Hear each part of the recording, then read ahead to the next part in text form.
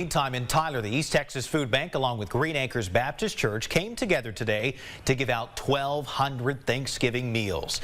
A chicken, a bag of potatoes, and non-perishable canned goods were given out to all of those who stopped by.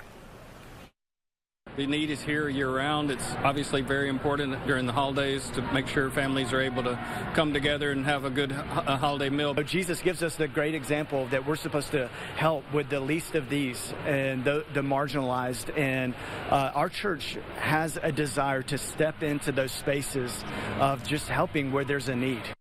And for this giveaway, folks started lining up around 5:30 this morning.